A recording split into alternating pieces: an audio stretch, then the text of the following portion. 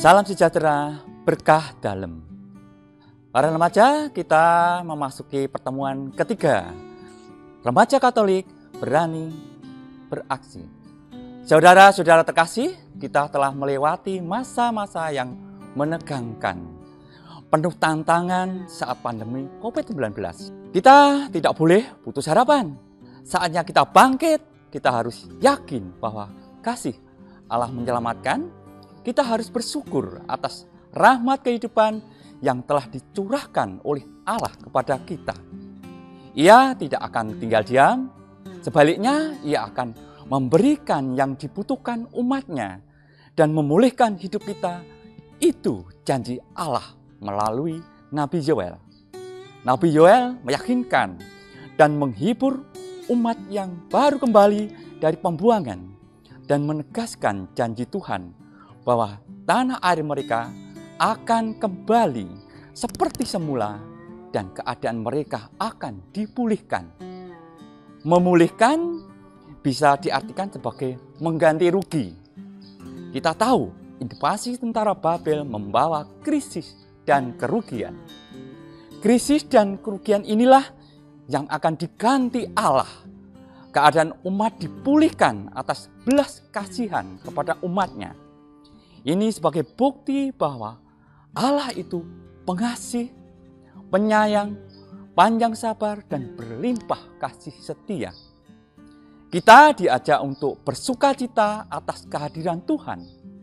Bersukacitalah karena Tuhan Allahmu. Tuhan hadir untuk umat, menyelamatkan dan memulihkan, mengganti rugi yang telah hilang atau rusak. Ketika kita dilanda kesulitan, kita sering protes dan memilih kehidupan yang lain. Nabi Yoel mengajak kita untuk bersyukur atas kehidupan saat ini dan memiliki harapan. Tuhan memberkati umatnya dengan melimpahnya hasil gandum, anggur, dan minyak. Aku akan memulihkan kepadamu. Artinya, Tuhan akan mengganti kerugian yang diderita umatnya. Kehancuran, penderitaan akan dibayar atau dipulihkan oleh Tuhan. Pemulihan bisa berkali-kali lipat daripada kesulitan yang dialami bangsa Israel.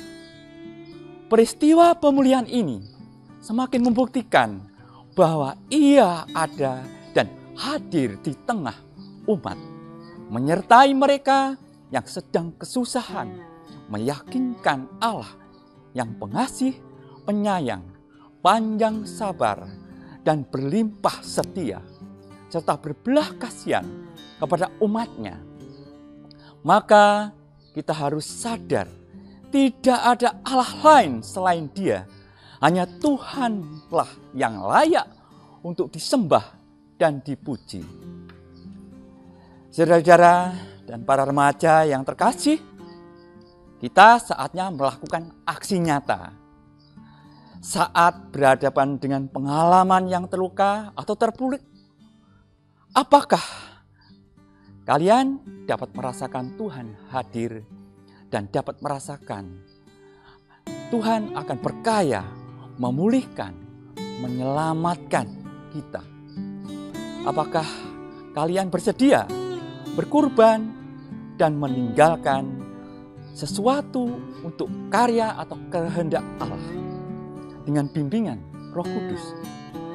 Kita bisa mengadakan kunjungan saat ada kegiatan di wilayah kita, di lingkungan, sehingga kita bisa melakukan hal yang terbaik. Jadi kita mengadakan aksi mengunjungi orang-orang yang difabel, orang yang berkurangan, agar mereka semakin dikuatkan.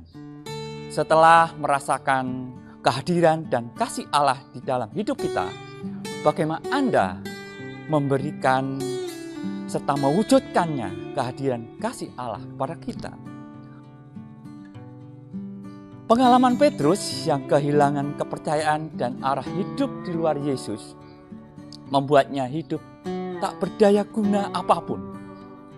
perjumpaan kembali dengannya mampu mengobarkan hati, turut menyebarkan kasih Yesus. Semoga dari hari ke hari kami semakin mengenal-Mu dan tanpa ragu mengikuti kehendak-Mu demi keluhuran dan kemuliaan nama-Mu. Sebagai penutup, melalui Nabi Yoel, Allah memberikan jaminan kepada mereka bahwa Dialah yang akan memegang kendali dan akan memperbaiki kesalahan umatnya. Demikian dari saya, salam sejahtera, berkah dalam.